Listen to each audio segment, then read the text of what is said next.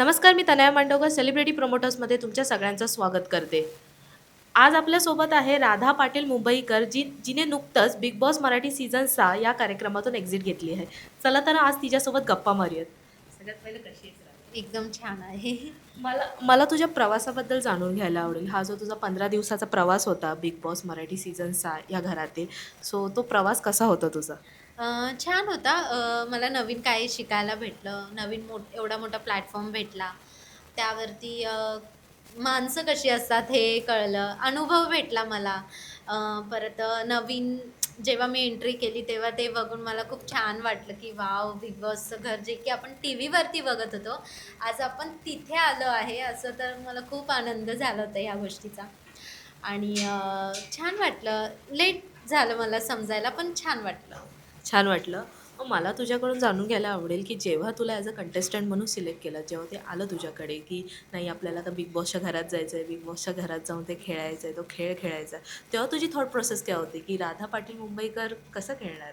अ, असं काय मी म्हणजे विचार नव्हता केला ह्या गोष्टीचा, की आतमध्ये जाऊन मला असं खेळायचं आहे किंवा तसं खेळायचं आहे. मला सगळ्यांनी हेच सांगितलं, "तू जशी आहेस तशीच तू दिस. मग जिंकली, नाही जिंकली तरी चालेल, पण तू जशी आहेस तशी खेळ. उगाचच कोणामध्ये जाऊन भांडणं करू नकोस किंवा कोणाचं बघून काय रिॲक्ट करू नको." म्हणून मी जशी आहे मी तशीच दिसली आहे लोकांना. मला जाणून घ्यायला आवडेल, की तुमच्या मते, राधाच्या मते अशी राधाची काय चूक होती? कारण मोस्टली मी बघितलं, तू अशी कुठे कोणाशी भांडत नाही आहेस किंवा हां. उगाच अरे, हे असं काहीच नव्हतं, बरोबर? तर तुझ्या मते अशी तुझी काय चूक होती, की 15 दिवसात, अवघ्या शो चालू झाल्यापासून 15 दिवसात राधाला एक्झिट घ्यावी लागली, असं तुझ्या मते तू काय सांगशील? कारण की मी जेव्हा आली तेव्हा तन्वी वगैरे खूप जास्त भांडत होत्या. त्यांना पण मी हेच सांगितलं, की बिग बॉसचं घर म्हणजे भांडणं-भांडणं नाही आहे. आपण डोक्याने खेळूयात, नीट राहूयात. हे मग माझं कुठे चुकलंय का? की मी जास्त भांडली नाहीये. बिग बॉसच्या घरामध्ये सगळे जे बोलतात, की भांडणंच बघायला आवडतात. मला हे कुठेतरी असं वाटतं, की भांडणंच म्हणजे बिग बॉसचं घर नाहीये. आणि त्याच्यावरून मी सगळ्यांना सांगत पण आले, की जे आधी भांडले आहेत ते जिंकले नाहीयेत. जे आपण आहे रिअल ते दाखवा. मग मला असं वाटतं रिअल दाखवून मी चुकी केली म्हणून मी लवकर बाहेर आले असं मला वाटतं.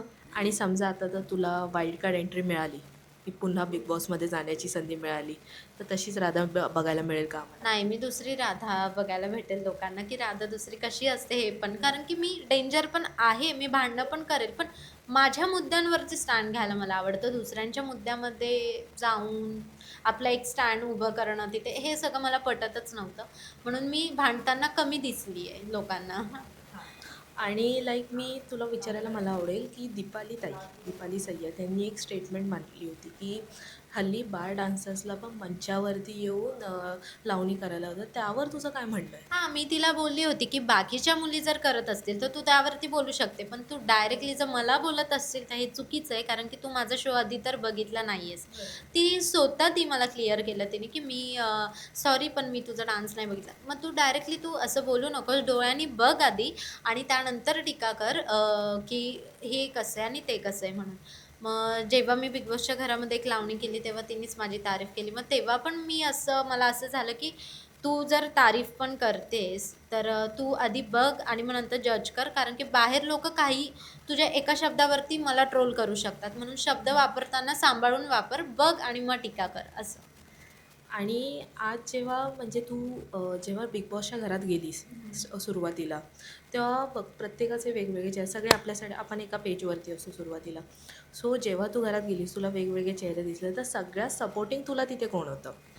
तन्वी होती सगळ्यात स्टार्टिंगला. कारण की जेव्हा लावणीचा मुद्दा स्टार्टिंगला बाहेर आला, तेव्हा मला खूप वाईट वाटलं आणि मला डायरेक्टली मी स्टँड कसं घेऊ? कारण की मी कधी बिग बॉस बघितला पण नाहीये आणि पहिल्यांदा त्या घरामध्ये जाऊन आपण आपला स्टँड घ्यायचं हे तिथे आहे. पण मी माझा स्टँड तेव्हा घेतला नाही. तेव्हा मला तन्वीने येऊन सांगितलं, की "तू तुझा स्टँड मांड, घे आणि तिला समजावून सांग, जर तुला नाही जमलं तर मी आहे तुझ्या मागे." तन्वीने मला सपोर्ट केला होता सगळ्यात पहिला. आणि सगळ्यांनी ते बघितलंच आहे, पण सगळ्यात जास्त एक बोलतो ना, आपल्या बघण्याचा दृष्टिकोन वेगळा असतो प्रत्येकाचा, कारण तू ॲज अ कंटेस्टंट होतीस तिथे. मग तेव्हा तुला असं कोण वाटलं, की म्हणजे असं तुला खाली पाडतात, म्हणजे नाही, हे आपल्याला सपोर्ट नाही करत आहेत असं. दीपाली ताईच वाटत होती, कारण की ती नेहमी नेहमी आम्हाला टोनमध्ये बोलत होती की आम्ही इंडस्ट्रीमध्ये खूप आधीपासून आहे, तुम्ही आत्ता आला आहात, आत्ता आला आहात. तर त्याच्यावरून मला असं वाटत होतं की ती आम्हाला खूप कमी लेखती आहे तिथे.